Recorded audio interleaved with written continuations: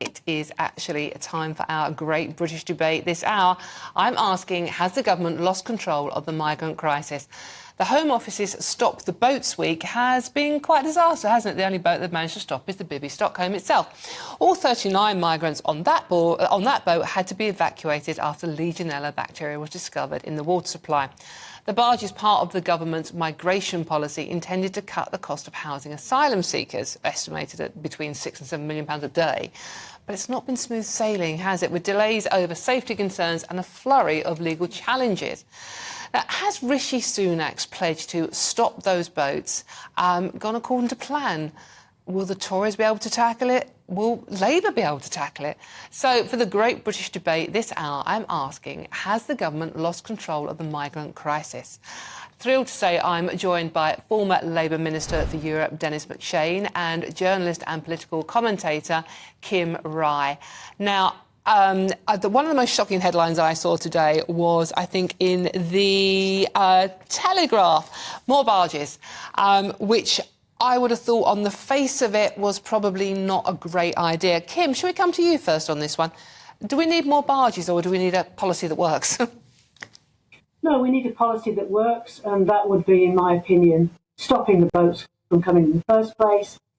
It would be a good idea if they would find where these dinghies are being manufactured and stopping the production of them, or, you know, what's happening here is they're coming across on dinghies that have been provided by these criminal traffickers. That business model needs to be shattered. And the only way this is ever going to stop is if that happens. OK, and coming to you now, Denis. As I said, I was shocked by this headline, more barges, despite, obviously, the Bibby Stockholm not working. Do you think the government has lost complete control of this, the migration crisis? And do you think Labour would have any better plans? Do I think it? Well, Lee Anderson does. And Lee, I've debated with him on GB News, a very strong Nottingham mine worker, and he says we have failed. I mean, he's talking about the government. I can't think in my political lifetime of a policy announced with such kind of fanfare that's turned so catastrophic so fast. 100,000 illegal immigrants just coming across on big canoes. Forget the others coming in and lots of other ways you can come into the UK. Priti Patel announced all that in 2018, and then Suella Braverman. Both should go. Ministers' heads must roll. You hear them blaming the blob, the civil servants, everybody. I mean, I agree with everything Kim said, but, I'm not an expert. Perhaps she is an expert, Kim, I'm sorry. It's not our job to say what should be done. That's what you've got a minister there for. And he, or in this case, two she's, have failed contemptibly and caused a huge unnecessary row with lots of accusations that aren't fair on both sides. And both should be dismissed tomorrow morning, and Rishi Sunak should find someone competent to run that part of the government's business. Strong words indeed, Denis. Kim, what do you make of that? They should all go. Get someone who can do the job properly.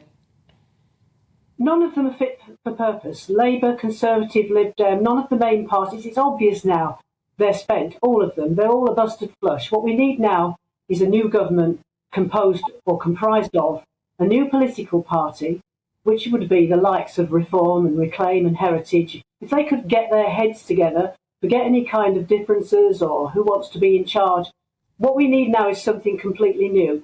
The people at the top now in Westminster, none of them have got a clue. If they lived here and saw what happens on this post, saw the things that we see the things that don't get reported in the newspapers or on the media, what this government is doing really is goading the public, because now what we've got is a deeply divided country with people on one side, other people on the other, and never the twain.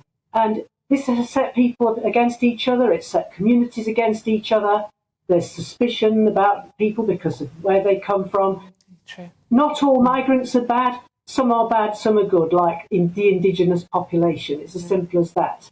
And what we need to do now is there's some serious talking needs to be done, covering all aspects of this. There's a lot of this story that is not being told by the media or discussed in Parliament. Well, hopefully we can tell the story properly here on GB News. Unfortunately, we have run out of time, but we will definitely be coming back to this topic. That's Kim Rye, journalist and political commentator, and Denis MacShane, former Labour Minister for Europe. Thank you very much for joining us.